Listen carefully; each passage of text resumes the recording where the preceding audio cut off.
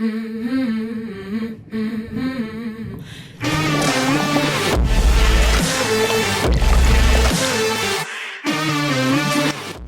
to another episode of The Brosen. I'm your favorite host, Adam Drake. Well, that's debatable. We're going to unpack that later. Poll going out for yeah, that one. Yeah, we're going to unpack that later. But anyways, the other guys that are with me today, let me show you. There is Mitch. Let me take you to the promised land. Hudson. Oh, what's going on? Your second favorite host. How are you guys doing? I also have with me today Willie. Can I show you my self-tape? Mellina. Hey, I got one coming in the inbox right now. There it is. If I look at my storage on my phone, it's like, oh, your storage is maxed out. I'm like, why is that? I look at my messages, and it's because I have 3 gigs of videos from Weird, Mitch. I have the same issue on my phone. I run out of space. I just delete those self-tapes. Crazy. And then also I have with me today Sam, Mr. Nepo Baby Jenkins. Oh, Nepo Baby. You're probably 5th favorite host, but the one with the most cred. Well, there's our guests. There's other people we've had on the show, and then there's Sam. He's after all. I would say some of our just fans might be higher in the ranking of. Yeah, for sure. But we'll get into it later. All our fans that comment, like it and share it. If this is your first time watching it, you're already. Well, I was going to say it. Host of the show. Majority of comments that I see are Sam looks so tired all the time, so it's probably why I'm more on the bottom. Where Sam always plays with his hair. All right, well, I see how it is, fans. I see who's the favorite here. Everyone loves Mitch because he's going to take him to the promised land. I don't have any hair to play with, too. That's what it is. They feel bad for his baldness. That's all right. But I'm most excited about we have a guest with us today, and that is Shaan, Mr. Schmuel Sharma. Hey! Can I say what an honor it is to be on The Brosen? I have been following you guys from the very beginning, including the drama when it went down for like half a day, and it was like, what? Ooh, yeah. Nice. Yes, you're a true fan. You remember the drama. well, Shaan, congratulations. You are the first fan of the show we've had on the show. So that's pretty exciting. Person who's seen it first. Yeah. That's a sad commentary on the rest of the cast. I'm so sorry. I know. Not like you do, Shaan. That's why you're one of the bros. So, Shaan, since we're here, do you have any notes for us? Should you give us some notes, some tips? Oh, I absolutely love it. No, I think it's fantastic. I love the format. I love how you guys rib each other. And I love that, Sam, you've just like owned this whole kind of Nepo baby thing, although it hurts me every time because we did get a chance to hear how nothing was just given to you. You've worked your butt off to earn your seat at the table, so I love it. Thank you, Shaan. That means a lot. I will say I've had to fight off the Nepo baby thing since I was a little baby myself, so it's a lot of practice for this show. Yeah, that's a positive shout out to similar, but because of your dad's dad and his writing career and all that, I'm sure each generation has their own kind of standards to live up to. So I can't tell you how many of my friends' moms wanted signed Left Behind books whenever sleepovers, play dates. So fun. Have you even read them? Left Behind. What's that? We're not going to answer that question, Shaan, on the podcast. That's a secret that they don't know. Books, you have to understand. He has a hard time with the the words reading? and it doesn't matter. If it was like in a TV show format, he'd probably watch it. Did we just? We are illiterate. Sam is illiterate. He keeps talking about the comments, but we have to read them to him. He's never actually seen the comments on the show. Well, Shaan, it's now because of you. I have to call my grandmother and my grandfather and say, so funny story. I've actually never read Left Behind, and that's a confession I'm making on the show today. Oh, no. Lots fun. No, they didn't know that. It's your family legacy, Sam. Is that I know. That is the truth. So one of the dream projects for me as like an up-and-coming filmmaker is to adapt Left Behind. I've never read the books. I got to read it first. Dude, if I was your grandfather, I would hit you with a switch. I know. I gotta opens and Jerry B. Jenkins comes in and just starts wailing on. I was like, yeah, I gotta confess to Jerry B. now that I've never read Left Behind, but there's a reason for that. So I can't read. I can't read. And there were other books that I was obsessed with that were growing up. The Dallas O'Neill, that was named after my father. If anyone knows those books, that's crazy. The Dallas O'Neill books, I read like all 15 or 12 of those, written by Jerry. Oh, wow. And then he had Red Rock Mysteries, which is a kid my age that was solving mysteries with his sister, and that was something I was super obsessed with. Nice. So I think I don't know how it missed me. I think maybe it's too mature for me as a kid. Maybe like that's way different. I mean, you've read it. First of all, I didn't know all those other books, but that's valid. I would not physically abuse you if you had read some other books and you chose not to read the one that maybe you weren't ready to read yet. And I'm just going to jump in here and say that Willie Mellina does not condone hitting any children or anyone. It's not something I don't. Thank you. Thank you, Sean, for our disclaimer. You said what I wanted to say. Yeah. Thank you. You know what? I think we need to have Sean on every episode with us from now on going forward so he can do our disclaimers for us. This episode is brought to you by Child Protection Services. Speaking of the podcast, just last week, one of my podcasts is now one of the top ones in the country. We hit we hit number 48 last week. Then we were down to number 94. Now we're around number 67. We've been number one in fiction. Whoa! Well, Sean, what's the podcast? If our listeners aren't aware of it, would you give us the Schmuel spiel? Yes, from this thing. Well, it's actually a great segue to our discussion because around 7 years ago, 2017, I wanted to be a series regular on a TV series, and I thought, well, how can I make that more likely? Well, who runs television is writers. Writers are the showrunners, the creators, they're the producers. So television is really the writer's medium, and then film is kind of known as like the director's medium, and then stage work is known as the actor's medium. And so I decided to start producing table reads of great unproduced screenplays, and I started working with the Writers Guild, with the Blacklist, with Coverfly, with like literary agents and managers and just writing groups that I was aware of. And as of today, I've done somewhere around 300 table reads of great unproduced screenplays over the last 7 years. And along the way, I started doing them for UCLA, for SAG-AFTRA, for my own studio, for the Veterans Writing Project at the Writers Guild, where they mentor writers who are writing new screenplays. And then a couple years ago, one of my friends who is a Emmy Award-winning supervising sound editor, so who handles all of the post-production sound for network TV shows and movies, he won his Emmy for Battlestar Galactica. His name is Jack Levy. And so he ended up saying, why don't we take some actors into a professional studio, mic everybody up, do a table read, and then I'll go in afterwards and do all the post-production audio for, composition, music, sound effects, everything. Oh, what a great idea. We've also got people like flub, people laugh, people giggle, we crack each other up, whatever. So it sounds like you're in the room with us, but it also sounds super pro. And we launched it in March of 2023, and we haven't left the top 10 of fiction since that entire time. And now we've been broke into the top 100 podcasts, and we're averaging about 200,000 downloads a week, so close to 1 million a month. And so, you never know where this podcast could go because it could start generating some serious revenue for you once you grow it for a while, because I've actually walked down that path. So we've got, 8 scripts from season 1. We've got 10 part of season 2. There's comedies, dramas, horror, Christmas, pilots, features. They're so funny. They're so impactful. And so, I encourage people to check out Table Read. It's on any podcast platform. Just look for Table Read. I just, whenever Drake said we were going to have you on, I followed you on Instagram, which forgive me, but then I saw about the table reads and I thought, what the heck is this?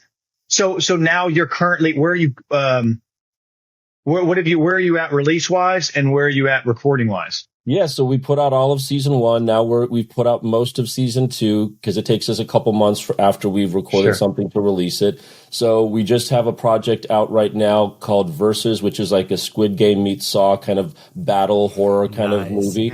And then we have The Jew Who Saved Christmas, which is a hilarious comedy about a woman who accidentally gives pot brownies to Santa Claus when he comes into the wrong house. And so now she's got to be his designated sleigh driver to help him deliver all of the presents. On Dasher. And then we've got Bone Crusher. We've got a film called Bone Crusher, which is one of the most incredible true stories that I've ever heard of, a guy who was one of the best boxers of all time, Sam Langford out of Nova Scotia, who boxed blind for the last third of his career just because he needed the money. And so it's an incredible story. When we were recording that in a studio, you guys will appreciate this. At a certain point, we were bawling in a table read, and it's a bunch of middle-aged men sitting around just crying. Most of the story is about this guy's relationship with his dad. So we all know our relationships with our fathers can be really problematic and challenging and sometimes. And so there wasn't a guy in the room who had a dry eye. So anyway, please check it out. And on your point, Sam, if you do listen to it on our website, tablereadpodcast.com, you can actually download the screenplay so you can read along as you listen to it, which is the best way, I think, to do it. So, yeah. Dude, Shaan, that is incredible. That gets me hyped. I think we got all of us hyped. If you can't tell, you just got 4 new listeners. Well, we've been doing table reads as part of the pre-production process forever. It's just nobody thought to kind of do it in this way. So everybody knows they're really useful. I mean, the writers want to hear it come alive because most scripts don't get made, and the actors want to tell a great story. Casting directors want to find great new writers that they can become their casting director of record. Directors like to get an experience directing the actors before you're burning money on set. There's so many fun things that come out of it. So thank you for letting me talk about it.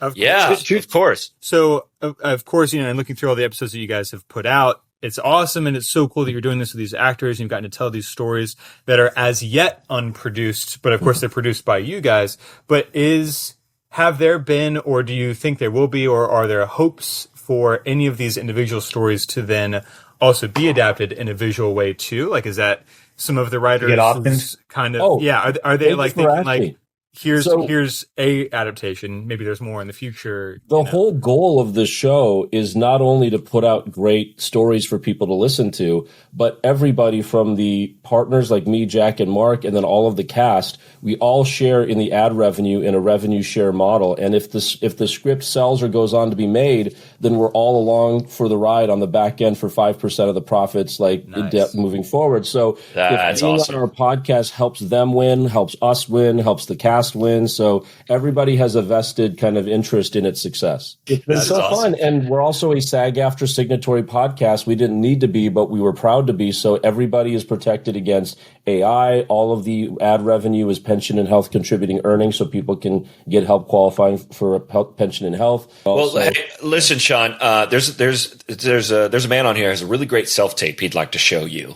I can't see if you're auditioning. So, Shaan, on all these table reads, everyone who is participating is in the studio with you in the physical flesh. Oh, gosh, yeah. If you look at the cover art on our webpage on the tablereadpodcast.com, you'll see how it looks. We're all seated in a circle. We've all got our music stands. We've all got really nice mics in front of us. So we're not separately in a whisper booth or something. We are all collaboratively together telling the story together. And I will just say, because of our audience, not every one of our projects is family safe. So just make sure you look at what script you're about to listen to, because for example, Ren Fair versus Aliens, which is the first one, is totally fun and family safe. That's where aliens take over a Ren Fair, and the Ren Fair weirdos have to figure out how to defeat the aliens. But there's other ones that are not as family appropriate. So just check it out before you put it on for the kids. One of my favorite ones that I would recommend you start with is called Dream World. We put it out earlier in season 2. And it's basically a story of where all of our fairy tales and nursery rhymes when we were growing up suddenly get turned into this twisted upside down world. And it's all of these stories we grew up with coming together in a really fun kind of action adventure, really funny. And I play the lead in that. So if you want to hear me do something that was going to be my next question, is how often do you appear in these? Well, I don't want to I want to showcase other performers, so I only put myself in it if I really want something or I really think I'm the right fit for something. But it's not meant to be promoting me. It's meant to promote the script. So we really try to do what's best for the script. And I only put myself in it sparingly, If I'm going to make one pitch to you, Shaan, is that one of your next episodes, stars the Brosen and Shaan Sharma in a table read. If you have like a throwaway script that you guys are like, we could never cast this, like, we could never end this episode. Like, do with it. The line of day. Interior, magical dungeon. Hi, I'm a goblin. You know what we could do? We could read one of the earlier season scripts from the Chosen, and you can each play your favorite character. Yes. Gosh, Smarter than also John. Because we're actually always been smarter than all of us. Yes. Right? He's got Shaan, if you let us follow up with you on this, we will make this an episode. We'll make this an episode. This is out of control. This is out of control. I'm curious about timeline wise. You said you started your podcast in 2023, so this is after you've been on the Chosen for several years. Oh yeah, you talked about how you wanted to be a series regular on a show. Oh, that's right. Yeah, I mean, when I started producing table reads, not for this podcast because this is only a couple years old, but when I started doing table reads at the Union, at SAG-AFTRA, and through my studio and stuff, the whole thought process was just to build relationships with as many great writers as possible and to help make a big impact on them by bringing their stories to life.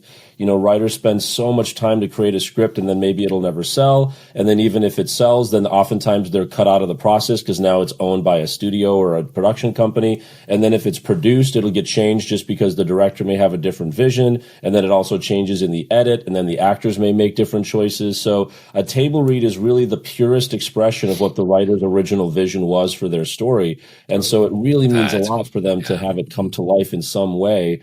And then it also helps them refine their writing too, because they can hear it come alive and be like, oh, I actually don't need this. I don't need that. I can tighten this up. I can add this. This information disappeared in a rewrite. I didn't realize that. I got to add that back in. So it's really great for everybody involved. And then it's just kind of, I guess, a coincidence, or what I would say it was meant to be, that the next year is when I booked The Chosen. So literally a year after when I started doing this as a way to become a series regular, I became a series regular. The success of the podcast, did The Chosen help build that too? So since you started before The Chosen, and then The Chosen, of course, took off, and your character as Schmuel took off. Did The Chosen help with that at all, or are those completely separate? I don't have any way of knowing. I mean, our analytics just show us kind of where our listeners are around the country and where they are around the world.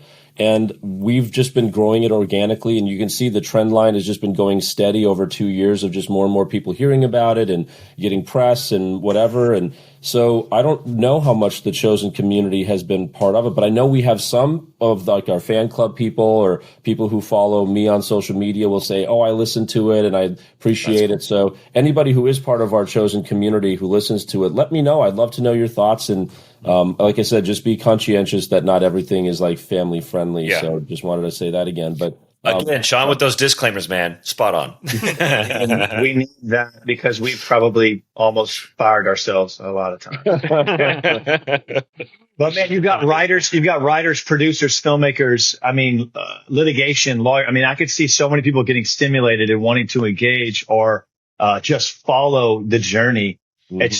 It's so much bigger than just like, oh, I want to be an actor. And it's so much bigger than that. And wow. There's so much to learn from it too, because for example, when we were doing a table read, it was like the fourth or fifth one we did back in 2018. And after the script was read, the writer had brought some friends along who were part of his writing group, and they were having a discussion about the story. And they were like, you know what? I don't think we need that scene because it just slows things down and we should just go straight from this scene to that scene. And one of the actors was like, oh, but my character was in that scene that just got cut. So it had nothing to do with my performance. It was all just about the story and how to tell a better story. And so any actor who has ever been on hold and then let go or whatever, it was nothing you did. It was just the fact that trying to tell the best story, things shifted and you can't take that than you. Yeah. Yeah, that's so cool. I had my first experience with the table read a few months ago. We did a table read with our series regulars for the first season of The Promised Land, and it was so incredibly beneficial for me to just like, we did it. We couldn't do it in the room together at the time, but we did it over basically like a Zoom call together, and just sitting and just hearing them say it. There's something so. You know, as a writer, you sit and you just put words together and you think like, okay, yes, like this makes sense. You know, this has flow. I can see how we got from A to C. I can see what B looks like, you know, all that kind of stuff. But then when you actually hear actors And they, kind of like what you're talking about, they had also had time to prepare before the table read. So they did it in their characters' voices. It wasn't totally cold. It was, hey, here is, I told them I was not going to make any kind of comments on their performances. That's not really what it was for. But I was like, but do it, do it as you feel like it kind of speaks to you in the moment. And my gosh, I was just like scribbling on the side. It's like so many like little things of like, oh man. There, I added some scenes after it. I reduced some scenes after it, just because you start to feel the flow. And even like there was one scene where I had like Moses said the same line twice within the scene, and I just hadn't picked up on it. But then he said it, and then he said a similar line later on, and I was like, okay, don't need that. Cross it out. You know what I mean? It's just like little, it definitely is a big clarifying process. We are going to continue breaking ice because we had an icebreaker question for you, Shaan, that we'd love to have answered. And that is, who is your favorite actor and why?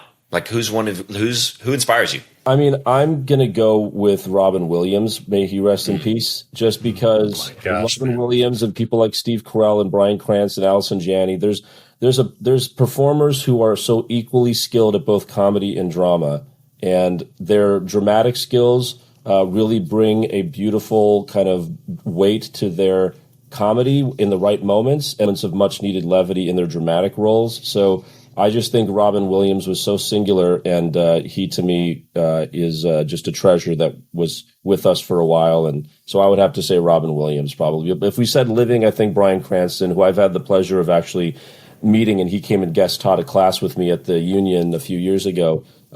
He's just somebody who, his performances on Malcolm in the Middle and Seinfeld and stuff were just iconic. And then, of course, Breaking Bad put him on the map because he was phenomenal in that. And so I would say those are two that come to my mind immediately. But also Allison Janney, she is equally great with her comedic work on Mom. And then, of course, she was on The West Wing and was, iconic in that. So, yeah. I love Sam Rockwell, and I think a lot of that is similar to what Shaan just touched on. I mean, someone who, because I think comedy, people always like, oh, what's the toughest? Man, there's nothing that's easy, right? I don't think we can ever perfect this thing, but the comedy is a booger, and Sam Rockwell is just so gifted. But I love learning about people, and that's why I want to hear about Shaan's story. I love learning about some of the actors that I really respect, and I mean, he had done everything from tearing tickets to delivering groceries to everything. And then he booked a Coors Light SAG national commercial.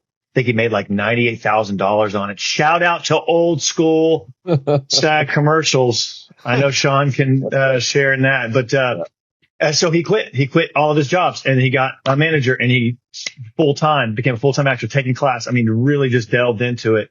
And you look at his films. I mean, he's just someone that he's someone that I would like to emulate, I mean, in his contract, every role, he is an opportunity to dance. He has the autonomy. If he wants to dance, he can dance. And I'm a huge fan of that. And he does it. And he's really great. Choreographer on standby. Choreographer is on standby. That what comes to mind, but man, I could go and go and go. Like, Ben Mendelsohn. It is a million, but I don't know. Something about Sam Rockwell. That's an answer that I often is like on the front of my, whatever it's called. I'll go. Leonardo DiCaprio for me, man. I just like so good. That guy's been around since I was a kid, and man, he's done. He's just one of those that I feel like he can do anything. He can play any role, and I believe it. He's done such wide range of characters, and yet I believe it every time. And it's just always a buy. If I see Leonardo in the credits or for a film, I'm going to watch it. It doesn't matter what it's about. I want to go see it. Yeah, I think Leo can do anything except date women his own age. My favorite actor of all time. I got two different answers. My favorite actor of all time, I think Mitch knows this, is Jon Bernthal. That not a ton of people know, but he is the Punisher. He was Shane on The Walking Dead. He was in King Richard. Just one of my absolute favorite actors of all time. I've had the very unique pleasure of absolutely embarrassing myself in front of him and meeting him one time. I do an impression of him, and I was going to do the impression of him when I met him. And because it's Jon Bernthal, I completely fumbled, got intimidated, and did the impression quietly and sounded like an idiot. And it's one of the worst moments of my life that I wish I could. I need to redo someday. because he's one of my dream actors to work with. And then an actor that inspires me. That's good. An actor that inspires me is obviously the amazing Chris Hemsworth.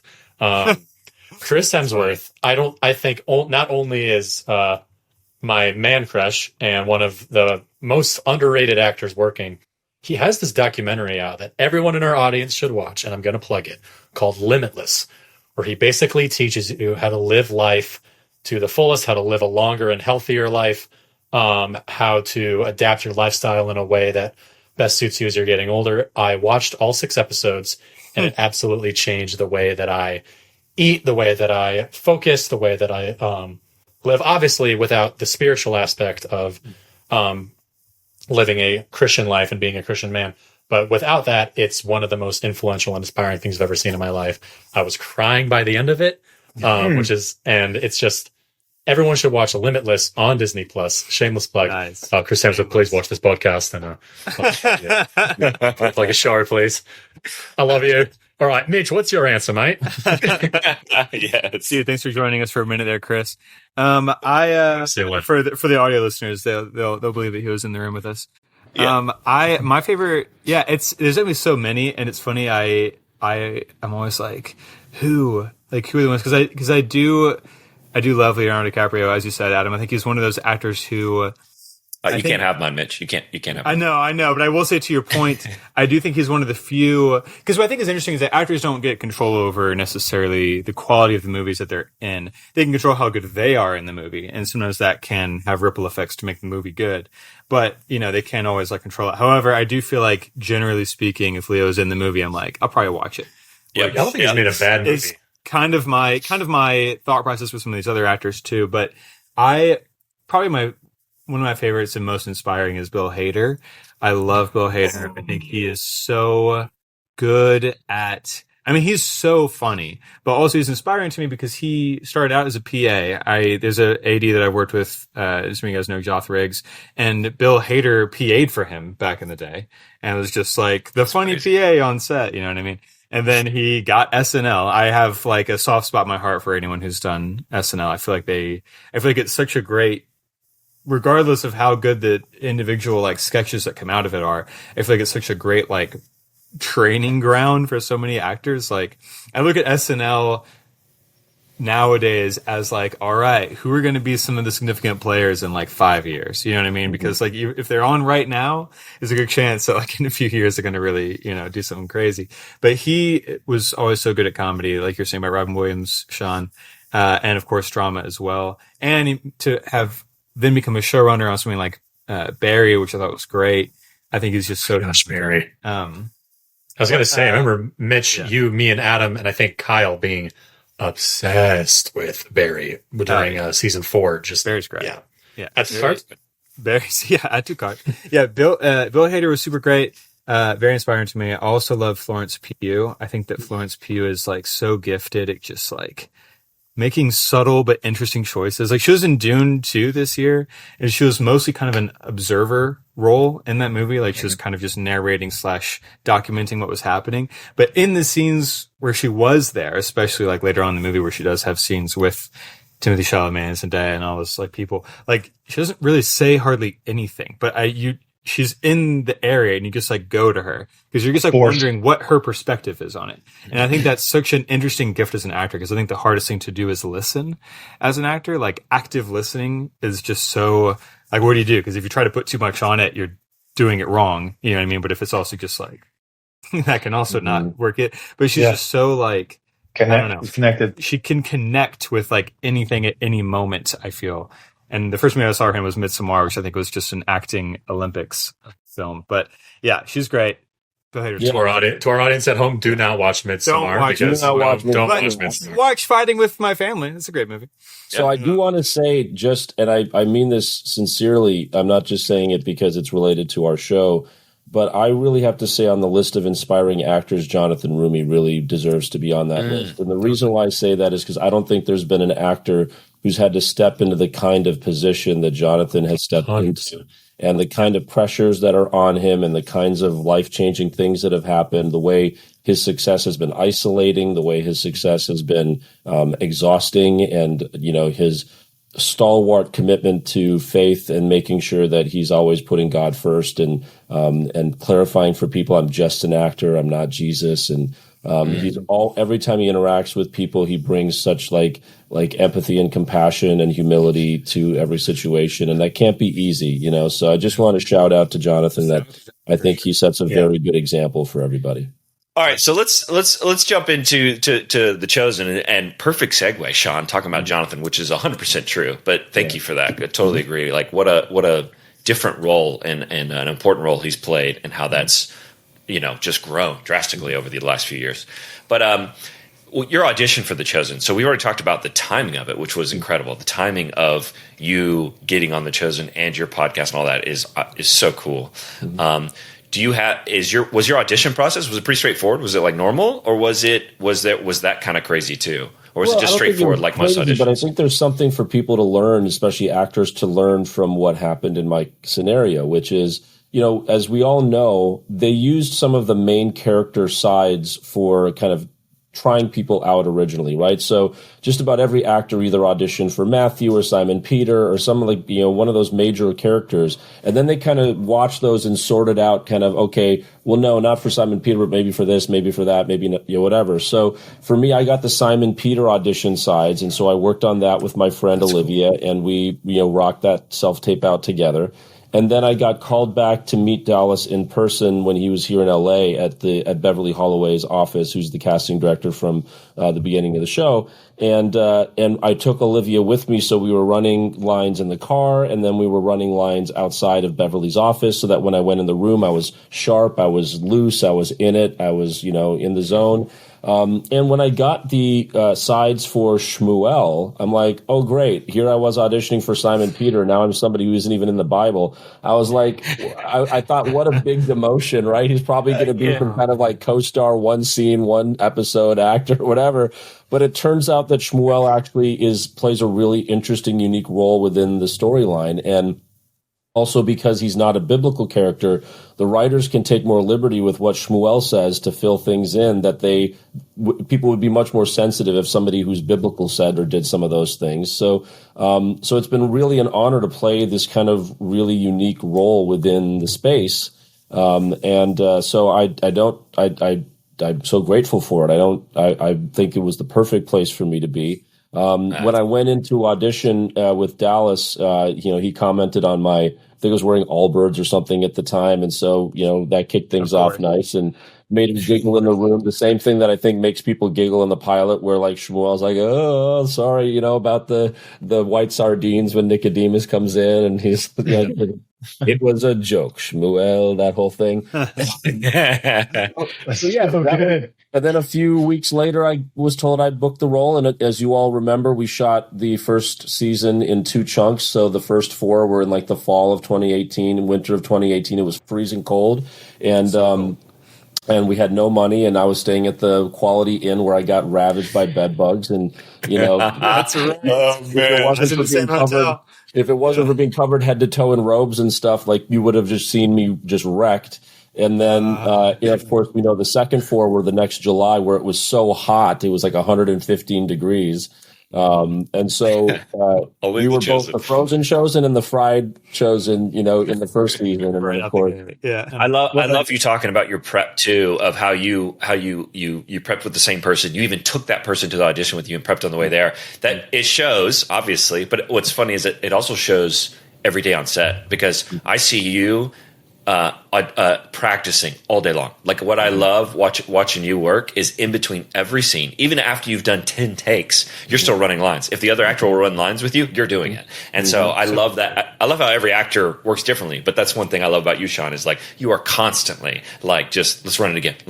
Like you're just looking for those gaps and what's missing. And like, it's fun to watch, man. Well, I appreciate that. And I think part of it is because every actor has their own process, and I wish I was the kind of person who had like a photographic memory where I can look at something once and remember it. I wish. So anywhere where I feel like I don't have natural advantages, I just have to compensate with working harder, So I just don't let anything get in my way. And I want to make sure that, and I was even just saying this to my students yesterday, is like, when you say you're ready, there's going to be 50, 60, 70 people who are suddenly going to activate around a take. And so if you're not ready and you say you are, you just wasted all of that energy, all of that time, all of that. So I really think it's important for people to not only know how to prep and make sure that they do whatever they need to honor the commitment that everyone's going to put into when you roll. Like, it's not a small thing to roll, Yeah, you're preaching me right now, because I don't know if you know, but I started out acting as well, and I have the same problem. I can't remember lines very easily. I can't, it's not automatic for me. So it's like the only way I could do it too is the same way, like practice. Yep. And so I totally get it. I have the same, I need to hear it over and over again, run it again. Well, and I want to have the best record of the entire cast on the least amount of flubbed lines, Nice. My goal is to make it so I'm a one and done, or if we need to save the time, I got your back, and that's awesome. Dallas came up to me when we were in, I think in what was it? I can't remember if it was Texas or Utah. I think it was in Utah when we were filming in a soundstage or something. And Dallas came up and he said, "You're solid as a rock, man." And I'm like, yeah, that means a lot, Yeah. We've actually had days where we saved hours on set, because me and Wasim, because we were so dialed in. It's like, shoot, Yes. we just finished at 4 hours early. Yes. I know, because you and Wazim will just be going back and forth, practicing over and over again. And then when we actually go to do the first take, it's like we've done it 100 times. Dallas will do one thing. It's like, all right, we're done. I think we all breathe sighs of relief when we see that it's Pharisee scenes on the day. It's like, it's just true. Schmuel. It's true. Oh my gosh, thank the Lord. Shmuel and There's not the key players in the scene, we know we're going to be gold. Yeah, it's not even a joke. We'll look at the call sheet and be like, all right, it's all 13 disciples. All right. We look at a call sheet and we only see Shaan Sharma and Wasim Nomani. We're like, oh, what a day. Take a nap. Oh, such a good day. Boys, yeah. I got reservations at Chili's. That's right. Yeah. It's something that we've actually discussed. And I love that you brought that up. This last week, I was shooting something and I had it down. I was good. I'd done it probably 7 times before lunch. We're good. We're golden. It flips to my coverage right after lunch, and I had a big old meal. And I think one thing led another. One actor was off making a phone call, so we didn't bounce it back and forth. Mm-hmm. And all of a sudden, that first take, it left me. The words left me. Mm-hmm. And it just took that one, and I had to call a line once or twice or 3 times, but it was not, I actually said it, but I was fighting through it. And I just love that. It's like, again, Yeah.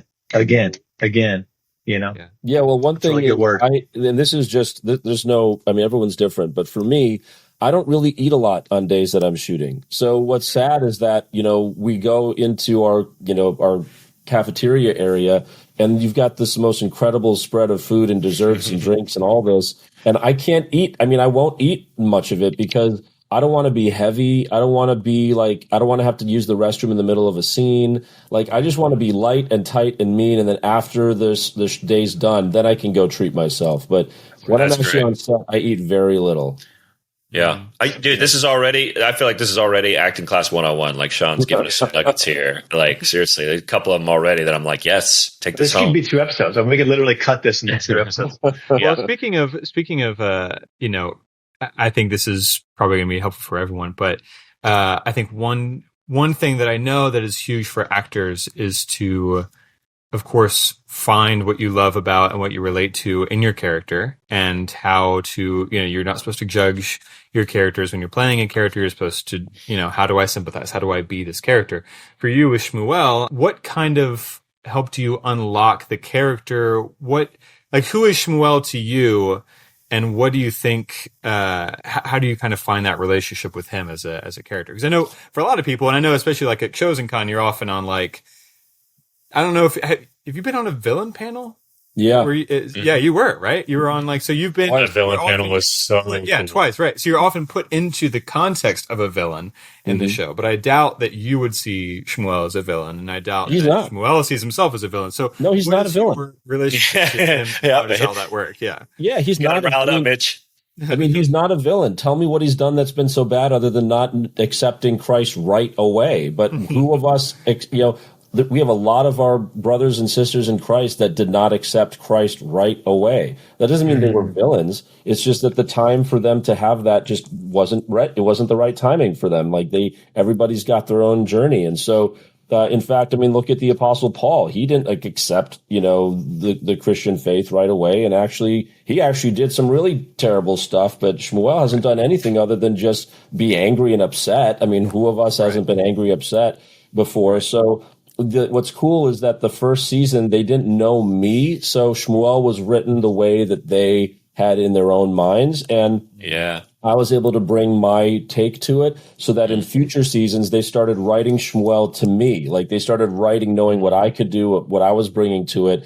And actually, Ryan told me at the wrap party at the end of shooting season 5 that based on how I've been playing Schmuel, it affected the way they wrote future seasons because, they started seeing Schmuel in a different way and that they could rely on me to do certain things. And so like the cool thing about Schmuel is that Schmuel points out the fact that just because somebody is wrong doesn't mean they're a villain, that they're not a bad person, because all of us are Schmuel sometimes. And Schmuel really is an example of how we can think we're so right about something that we'll miss the truth that's right in front of us. And that happens to all of us at certain times. And so life is this constant battle between when do I stick to the traditions and things I was raised to believe or think to be true, and when do I open my mind up to do something different and accept something different? Because it's all well and good to say get used to different or whatever, but like we don't want people to abandon the beliefs and the things that they were raised to believe. Yeah, right? Like we don't want people to be so easily pulled away from their traditions and their beliefs, but we also want people to change when necessary. It's not an easy thing to get right. So I love the fact that we've seen Schmuel go on a journey where sometimes it feels like he's getting closer to the truth, and sometimes it feels like more is in his way. But you also have to remember Schmuel wasn't there for the Sermon on the Mount. He wasn't there for the feeding of the 5,000. He's missed a lot of Jesus's sermons to really hear those things directly. So all he sees is somebody who is potentially leading people in his community astray, and he's desperate to protect them and do whatever he can. But he lives a godly life. Have we seen Schmuel do anything that terrible? No, and he was a pupil of Nicodemus, and he's serving his community and going to Jerusalem trying to protect people from false prophets. And he ends up even interviewing people who are conned by people claiming to be messiahs and Jesus and all this. So I just think that Schmuel could walk an old lady across the street and people would say, see, he's only doing it to try to get people to his side. When we have confirmation bias about something, it is so hard to break out of it, So I just hope that people look at Schmuel and see, maybe they should be a little more patient and a little more tolerant of people that disagree with them at that moment, because it may not always remain that way. And actually, you being mean to that person and calling them a villain isn't going to bring them over to the truth any faster. In fact, it'll probably push them away. Like we saw that Gen Z watches the Chosen documentary that we put out a few years ago, and some of those young people actually got pushed away from God because of negative experiences they had with people in their church. So it's like, how does that help people to be mean to someone just because they don't think exactly the same way you do at that moment in time? So no, I don't think that Schmuel is a villain just because he hasn't accepted Jesus yet. And we still have a couple seasons to go, and we don't know where Schmuel is headed. Hi, my name is Willie Mellina. Trevecca Nazarene University is proud to sponsor this episode of The Brosen. Rated Middle Tennessee's top Christian university in the Wall Street Journal's 2025 College Pulse rankings, Trevecca prepares students for servant leadership in more than 70 undergraduate majors. Visit trevecca.edu to start your journey from calling to becoming. And a very special thanks to Trevecca Film and Television students for editing this episode, as well as all of our episodes. Everybody, thank you so much for joining us on today's episode. I know you want to get back to the content, but real quick, I just wanted to say, do you want to take this party to the next level? We have set up a Patreon page where you can actually support us. I mean, $1 a month, $5 a month, $50 a month. I will write you a handwritten thank you note if you give us $50. I can tell you that right now. Come on, somebody. You know what I'm saying? Praise the Lord. But you yourself can join as an honorary Brosen member. Maybe see some extra behind the scenes that you're not going to see anywhere else. It's a little uncut. Maybe a little Brosen after dark. But also maybe some early video access. Maybe you could suggest other things. Reach out to some of the Brosen members yourself. Help the squad out. But also hit the link below. Join the squad. Let's keep this Brosen train rolling. Let's get back to the party now. Thank you, everybody. Bye. You do such a great job of I do think a lot of people love watching you. And I know you and I have talked about it, how much I've enjoyed to where for me, reading the Bible, I just had this block on Pharisees. So I'm just like, yeah, they're just, like I didn't see them as a person. And you've helped with the show to see them as a person, that they're wrestling with these things too, of going, man, Jesus is coming here and disrupting what we've always said and believed and dedicated our lives to. And so anyways, you do such a great job of like playing the good guy, like trying to be like coming to my side. So that's so good. Which also, I think on that note, I think it sounds like we need to talk to Dallas about putting you on the villain panel at CHOSEN Con. Like, that's not okay. We gotta get you off the I don't panel. mind it because I actually really like the moment with our fans that come out. I hate calling them fans because I call them our employers, right? Because we wouldn't have them without them. So I try to say supporters or our audience, but the people who come out to the CHOSEN Con, it's really fun to challenge their thinking on Schmuel being a villain, because just because he is antagonistic to Jesus, I mean, have any of us ever been angry at God and said why and why me and why didn't you do this? I mean, look at Thomas, like pleading to him to save Rama right there, like. And he's so hurt and he's so like disillusioned afterwards. It doesn't make him a villain, just because he's disillusioned by all that. So I actually like being put on the villain panel so that we can like remind people, wait. Just because someone is called a villain, are they really? Or is there something to learn about just jumping on the bandwagon and thinking less of somebody because you heard they're a villain, Yeah. That's So I'll piggyback off what you were saying about not knowing where Shmuel's going and whatnot. Is he a villain? So one of the biggest fan theories that we see is Shmuel going to end up being Saul? And before people, forget that Shmuel and Saul have completely different names, but that's fine.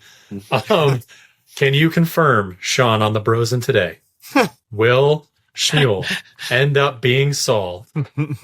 If that's the case, no one's told me yet. but I will tell you that I absolutely love the fan theory about it, because first of all, it would be the honor of a lifetime to play, the Apostle Paul. Like, that would be incredible. But, when, like, for example, the Chosen Sleuth Brandon, right, when he's out there kind of spreading this stuff, I think he's the one who first kind of put it out there. But it was just because we don't know a lot about Shmuel's family. We don't know a lot about where he's from. People at that time changed their names all the time. I mean, we just saw Simon become Peter. Like, so we have no idea, like, where Schmuel is headed. And, Schmuel is the precursor to Shemuel, which is the precursor to Samuel. So if he's his name is already the Hebrew Samuel. So we'll see if that, were to evolve or change into Saul. But no one has told me from the Chosen if that's part of the vision for the future. I'm just playing Schmuel in the way that, like, serves what we're doing right now, and I'm not crafting him to be anything that he isn't already, that we've learned about. So I appreciate all the love, and I would appreciate the opportunity to play Saul if that actually becomes a thing. But I'm actually really curious with all of the new spin-off series that we have. Like, will it be distracting for the audience if we reuse some of the same actors from The Chosen in these other spin-offs? Or like with the Promised Land, it didn't seem to be an issue to be able to use some of our Chosen cast in a different story from the Old Testament kind of time. So I guess we'll just see. But actually, I should flip that around and saying, Sam, is there something you want to tell me in this moment? Today, I have it on good authority. It is also what is exciting too is to kind of circle back to something you said earlier, and this ties into what we were just talking about how you saw these scripts for Schmuel early on, and you were like, a character who's not in the Bible, great. I must be at best like a B or a C level character in this type of show. But I do think what is exciting about characters like yours is because they're not in the Bible, we don't know what's going to happen to them. Mm-hmm. And I think that's so interesting in a show where so many of the storylines are dictated by what we know to be true. You know what I mean? In terms of like by what we know from the Bible, right? Like, we know that Simon Peter is not going to suddenly die in season 6. Mm-hmm. You know what I'm saying? Because he's obviously still a character who's around later on. But for characters like Schmuel, what is kind of interesting and why I personally am drawn to characters like yours, characters like Atticus and Yusuf, you could argue is maybe in the Bible because people have theories about him being Joseph of Arimathea. But the characters who feel like, okay, these are chosen characters, right, are so interesting because it's like, man, I don't know what's going to happen. And so every episode in which we learn something new about you or see a new development, it's like, is this the direction we're going to go? You know what I'm saying? And that's always been kind of exciting for me. So yeah, I don't know. It'd be cool to see Schmuel stick around for longer than just to CHOSEN, but we have no idea what's even going to happen to Schmuel, you know? So it's kind of exciting each season to see like, all right. We've got the CHOSEN Adventures, which is timeless. So we could see people coming in and out of that. So that's cool to have that. Yeah, because I know that Yaz is doing that show too, as we can. Great. That, love Yaz. Yaz. Yaz is the best. Yeah. She's become one of my best friends in the cast for sure. Yeah, she's like everybody's best friend. She's a great. Yeah, I've told her this. Like, I see Yaz as like big sister on set, who like it feels like whenever she's back, no time has ever changed. She's small but mighty. I mean, her heart is twice as big as she is. Yeah. I'll be all the way up in the background tent, and I'll see Yaz on the call sheet, and I'll tell my PA Anna, I'm like, all right, you're running the tent today. I'm going to go see Yaz for like 15 minutes. That's awesome. So cool. So Shaan, speaking of the show too, and thank you for like, it's really cool to see the trajectory of Schmuel and you playing him, which was my question after your audition, but you led right into it beautifully. Love that. But do you have a favorite scene that even maybe you're not in, but what is your for all the seasons we've done so far? What is your absolute number one favorite scene, even if you're not a part of it? Yeah, I think one of my favorite scenes that I keep going back to watch is the sequence where the apostles go out 2 by 2 to go and do work their signs around. Like it's the music is beautiful, the black and white, the cool little vignettes. Like it's so touching. Each one is moving in its own way. There's no dialogue spoken, but you can just see gorgeous, like nuanced acting in those moments. So I find myself going back and watching that sequence over and over. I really love the long scene where Jesus tells them he's going to send them out 2 by 2 because it's funny and it's, like Nathaniel is hilarious in that one. And so good. The look on Z's face when he finds out that Matthew's a tax collector. It's like, so like tense. Dude, yes. I love that. I always say my favorite scene that, for Schmuel, I go back to the first season with Nicodemus and, Schmuel and Nicodemus debating about whether God can take human form. And I love that it's the teacher who's saying, hey, like, don't be in a box, like think bigger, like open your mind. And it's the students like, no, like this is the way God said it's supposed to be. This is how it should be. And it's such a great, like theological, like intellectually stimulating debate that they have. And yet it's done with love from between a teacher and a student. And ultimately it ends in them finding a agreement and stuff. So it was just such a fun scene to shoot. It's such a stimulating scene to watch. It was so great to work with Eric on that scene. So, those would be the ones I'd pick. That's great. So another question for you. What has been one of the most fun times? Like, obviously, like you're not always with all the disciples, which when they're all together, man, they have a good time all the time, right? Mm-hmm. That you're not always in that group, but you're on set a lot, obviously. What is one of the most fun times you've had on set, or one of your greatest like stories or memories that's just been like, man, this is just fun to be here? Well, every time I work with Wasim, it's so much fun. And then when we threw Brad and Liche into the mix, like that even made it even more fun. Yes. And so, I think, we're always joking around with each other, and we've got such great kind of chemistry with each other. We enjoy hanging out and going out for dinners afterwards and all that. And so, you got your little Latin lover, you got your, Wasim kind of like quick-witted Wasim, and you've got me who's constantly like ragging on everybody, putting them in their place. And then, Brad just really just kind of like a solid, fun, sarcastic dude, yes.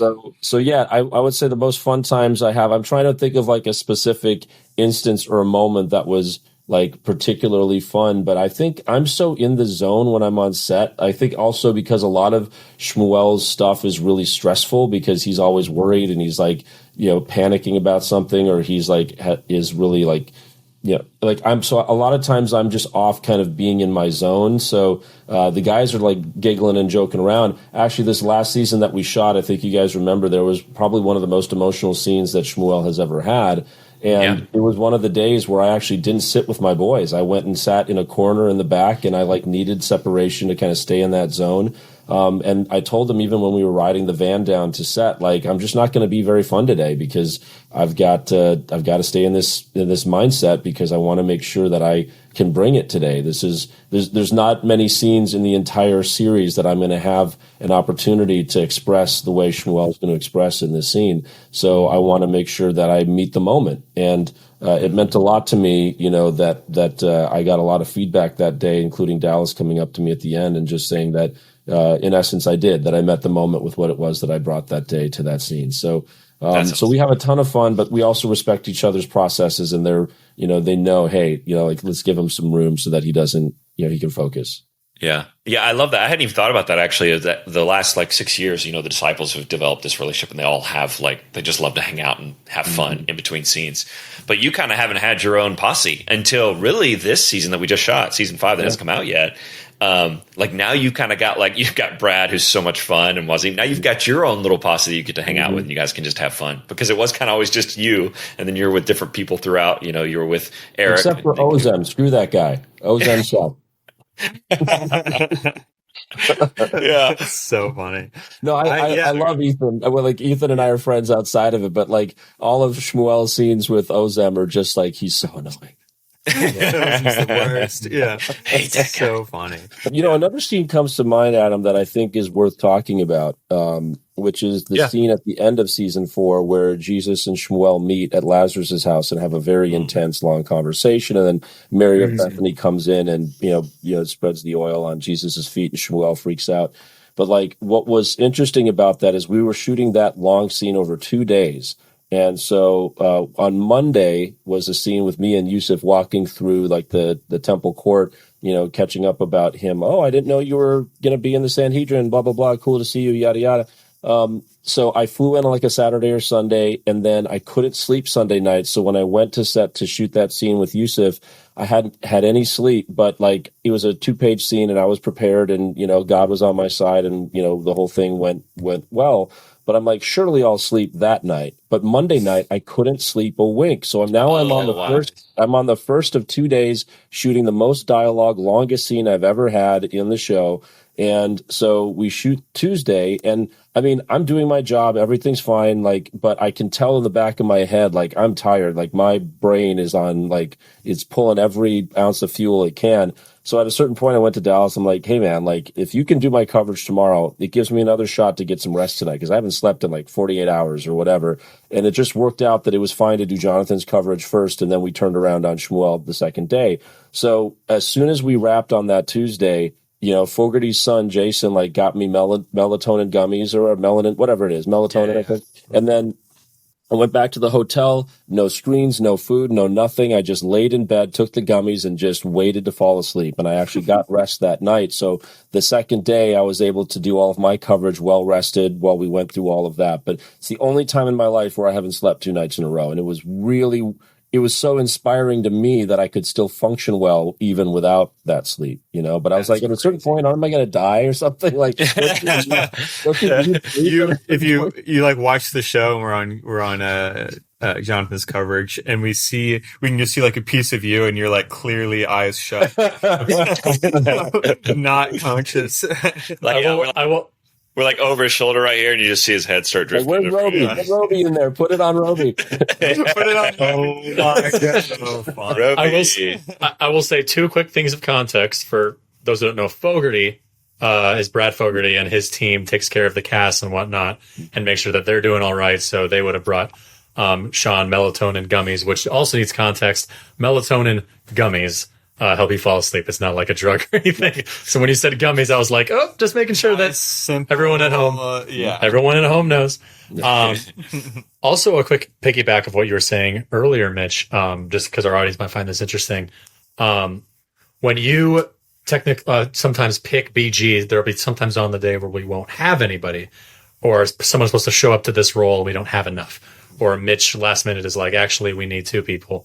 Now having scribes be older is much easier for me, because Mitch will call me and be pick out 2 guys to be scribes for the day. So now we have a more diverse pool of people to pick from. Instead of just me trying to find someone who's not shaved and in their 20s, I can now find multiple different options. So to our BG fans back home, that's what I'm doing every single time, where I'm randomly walking up to you and being like, you, come here. And I take a picture of your face. Yeah. Or I'll walk up to you and I'll take a picture of your face and be like, great. Not going to tell you what I'm doing. See you later. That's what I'm doing. Well, I feel like background has a lot of participation in scenes that you're in, Shaan, because you're often in these scenes in the Sanhedrin with Caiaphas or out. Like I can think of very few private scenes with Schmuel. Like there's of course when you go to Lazarus's house and it's all just cast members who are there, or some of those different scenes where you're like in the for lack of a better term, like the library section of the Sanhedrin. You know what I mean? And there was like one time where I can recall, like, there was like a young Pharisee who like woke you up at your house or something like that. But for the most part, the scenes that you're in are scenes where you are surrounded by just tons of people that you're either making a case to or making a case in front of, basically. And yeah, I spend a lot of time looking around you. Because I'm like, I just want people to look at you. You know what I mean? But I also want people who are around you to emphasize what you're doing. So I try to pick like good listeners and stuff like that. Anyways. Which also means that I get a chance to see. It also means I get a chance to see how absolutely wonderful you are with our background. And I think I mean I told you this when we were at the at that party over at the cast and crew party. Mitch is a rock star when you go to like convention and stuff, because so many of our supporters have been on the show as background, and so they know and love Mitch because you're looking out for their health and well-being and their safety and their fulfillment while they're on set. And we constantly try to make them feel appreciated and seen. And I don't know that there's another production that has ever treated background with the kind of love and respect that we do. And maybe it's, of course, because so many of them are supporters of the show, and we want to thank those that made it possible. But also, it just sets a really lovely standard for the fact that everybody is a human being and deserves basic respect. And like, we want everybody, especially the background, will work sometimes more on their feet, don't get as many opportunities to sit down in the shade or whatever. And so anything we can do to make their time on set a little bit more comfortable. I love that you're paying attention to those details. And I didn't even know that we could go hang out with them in the tent. So next time, like, please include me so I can go to. Well, we'll see. You got to get through me for. No, I'm kidding. Sam's the gatekeeper there. Sometimes I don't even get in. What I will say, Shaan, is I'm not always able to go down to set because I am in the tent. But when I'm finally able to be there for Mitch and actually be able to help him and whatnot, I do notice you with the BG. And I don't think all of our actors are very kind and very welcoming to BG, but they're usually in the zone. You tend to both kind of be in the zone and also one of the most loving people I've seen towards our BG.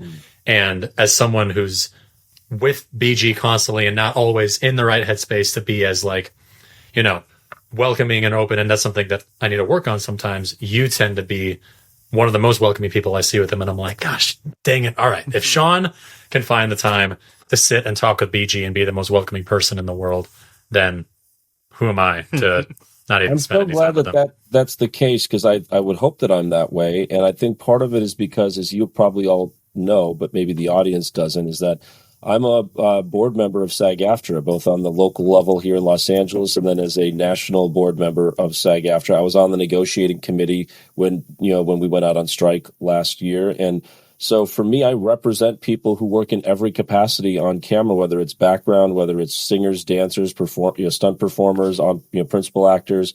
And so I'm very conscientious about the fact that people who do background on a lot of sets are treated like cattle. They're not treated with as much love and respect. And there's no reason for that. There's no excuse for that, because a lot of us have done background as actors before we became principal performers. And so why would you want to make somebody's life miserable when they're just trying to add value and gain on-set experience, and they're earlier in their careers? And then so anyway, I'm so glad that's the case. And I love that we have a show that is so tender with our background. Yeah. And I love telling the background that, like, what's cool, like when it feels like you are cattle and there's so many of you, but then you look at like specifically the Chosen, like the feeding of the 5,000 and these huge epic scenes. Look how much value you are adding by being there and background, because it looks incredible when we have 500 or 600 people in the area in the temple courts, or when we have 5,000 people out in the field. It adds so much production value, and it's like you are contributing to that as a background actor, and it makes the show epic. It makes it amazing. That's the same impact on a show that like doing a real stunt has, or like doing something with special effects instead of visual effects, of the sense of like you just feel like it's so real because it's like, oh my gosh, there are people actually there like doing these things. Like, I don't know, it adds a certain level of like, and they're listening. Believability, they're listening. They're being affected because they're watching, the actor who's portraying things that are so meaningful from the Bible for them. Like when we were shooting that really large crowd stuff, in the last season, 3-day scene where Jesus and Schmuel have a little bit of a shouting match with each other. It's like people were rapt. They were listening. They were following everything that Jonathan was saying. And so it's not just people who are punching a time clock and want their money and they want to go home. It's like everybody who was on that set wanted to be there. In fact, wasn't it most of the people that were there were people who came out and applied to be there on set and paid their own way to come and stay and stuff. Like, that's insane. That's so cool. Yeah. Another thing to say about the BG is that in the morning, part of my job is to give the ground rules of the day, make sure we're doing this, reading the spiel.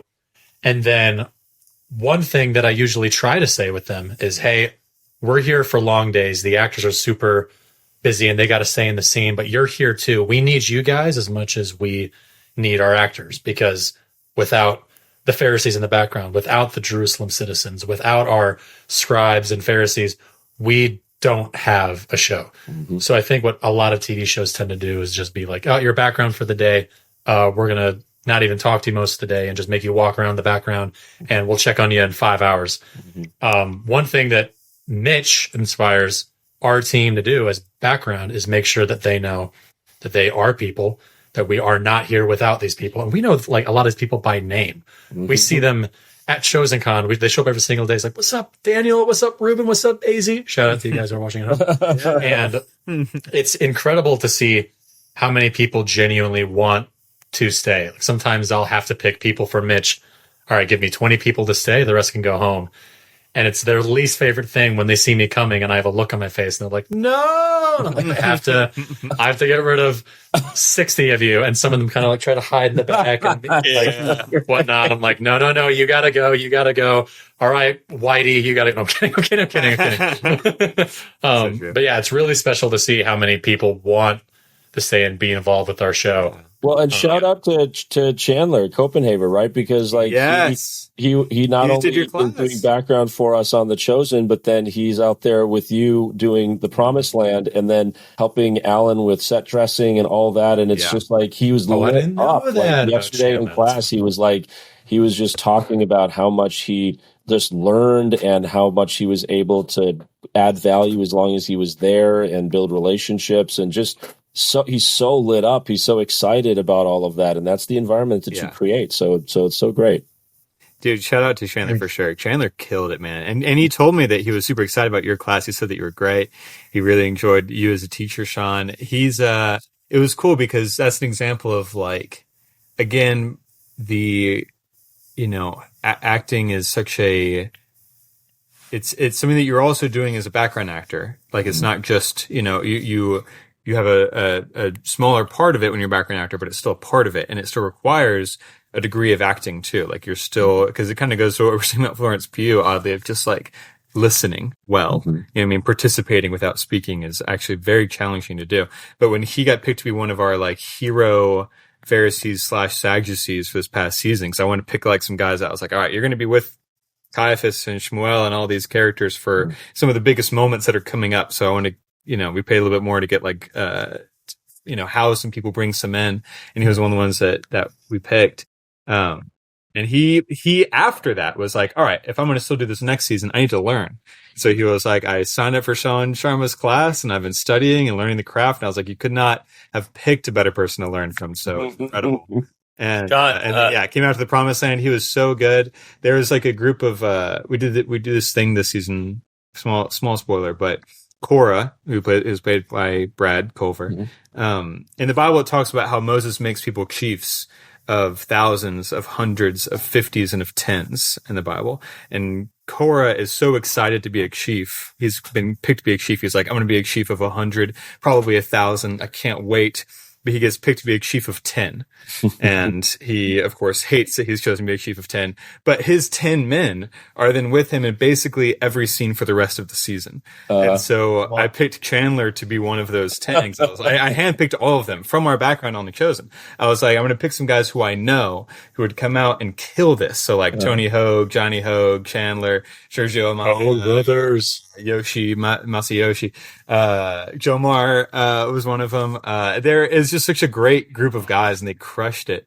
But anyways, yeah, he had so much nice things to say about you. So just wanted to pass that on back. Yeah. And he got to do that, like how to do background on the Promised Land little video too. That was cool. He did our social media stuff. Yeah. He was a big part of this season. He crushed it.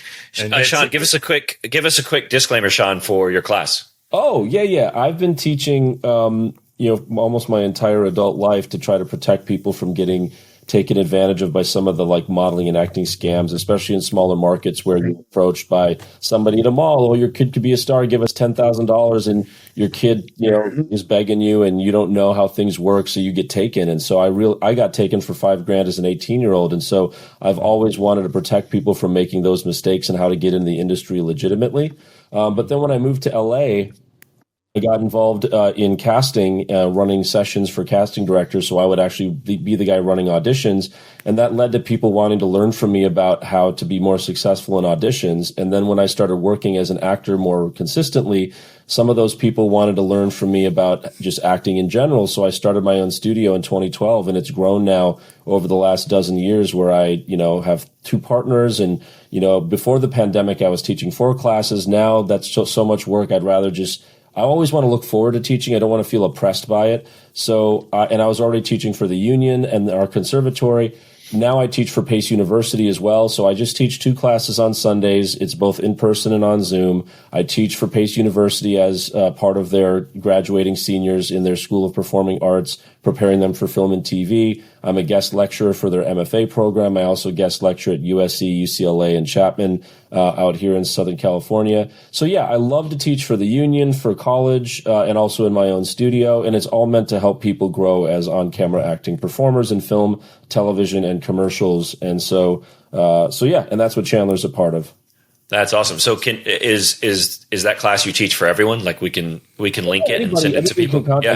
It's called the Storytellers Conservatory.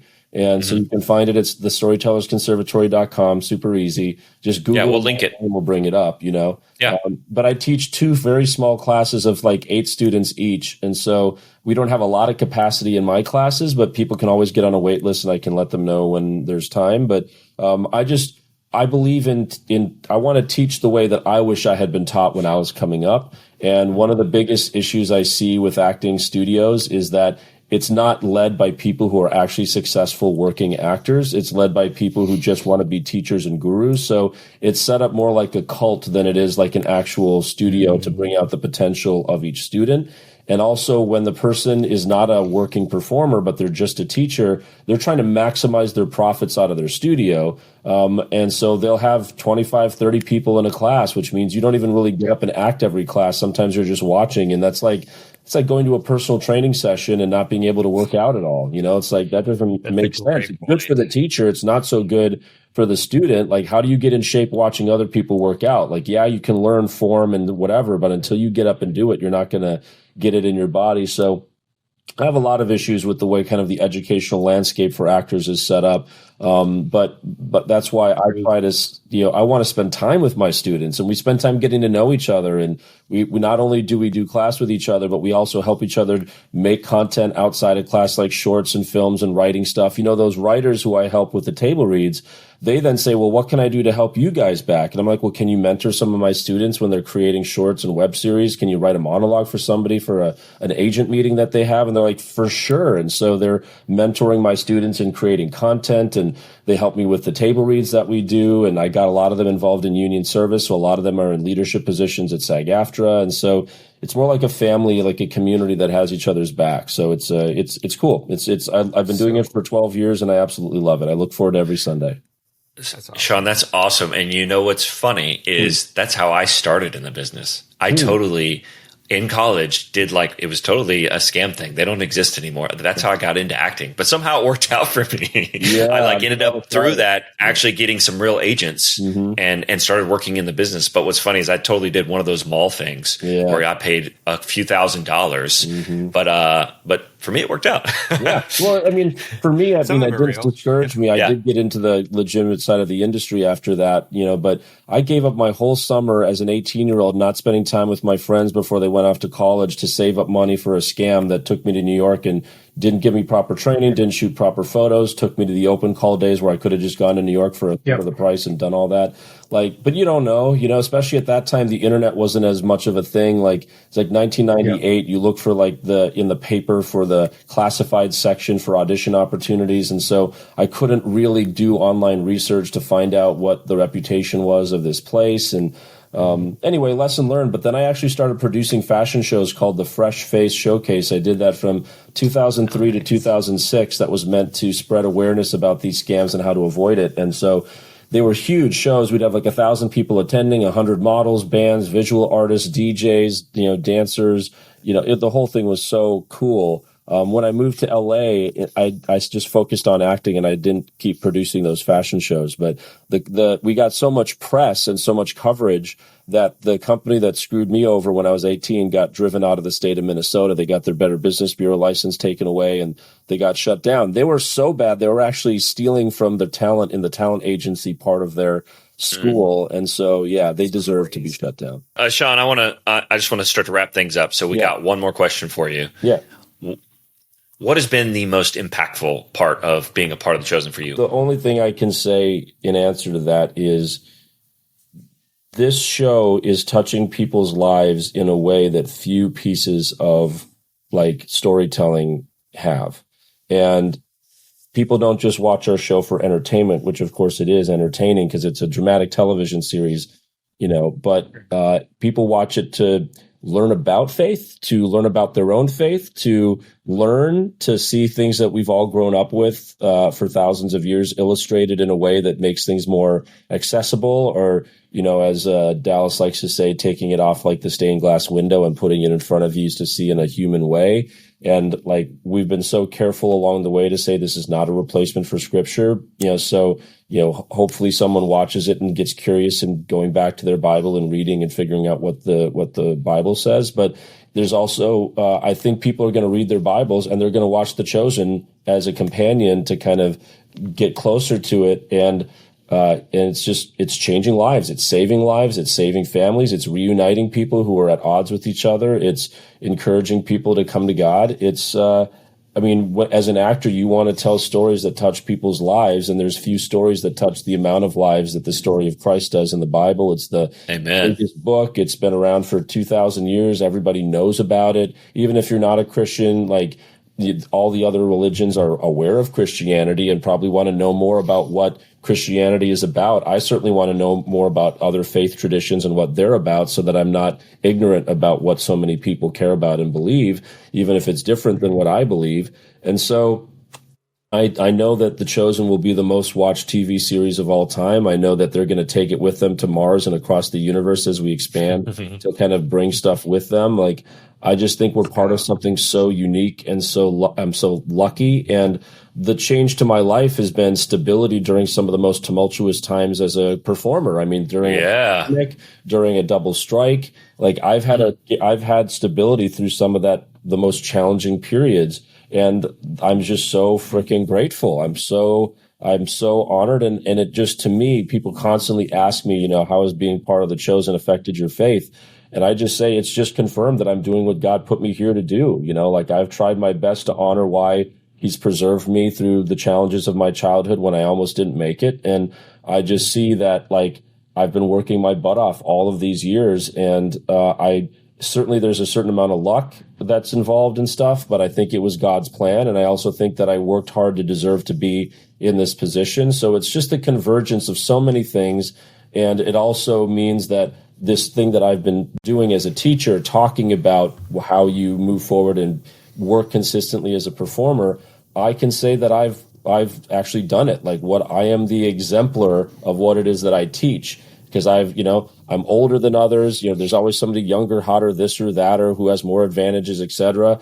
And so, despite all of that, I've been able to carve out a working career for the last, 14 years as a performer. But certainly now on a show that is raising all of our profiles within the industry and giving people a chance to get to know us. So, and then going to things like Chosen Con and meeting all of these people and seeing the love that they just pour into our cups, and something that I don't know if you all are aware of this, but now we have communities around the country that are actually organizing to bring cast members to their community to do good and to talk about the show. So, for example, me and Nick Shakur, who plays Zebedee, were invited out to Arizona a year ago to go and talk at a Hope in Christ event in front of a couple thousand people and just share about what it's like to be a person of faith and also like in this show. And somebody who was there from Boise, Idaho, then got the idea to unite like 21 different churches of different faith traditions to raise a couple $100,000 to put on a whole weekend of events, including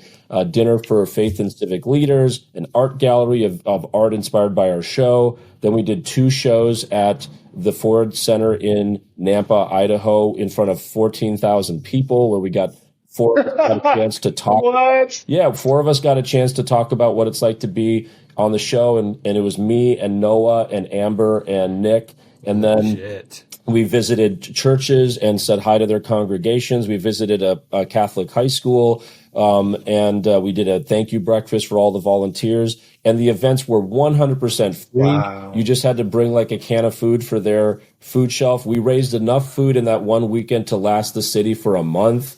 Nice. So, and these churches, some of the feedback we got was like, these churches were at odds with each other. And then they were like, what if we put our differences aside and just do something good for the community and use the chosen cast members as like a catalyst for uniting everybody around this weekend? So you had LDS sitting next to Catholics, sitting next to like evangelical, and they were like at their throats just 6 months before because we don't believe the same exact interpretation or whatever.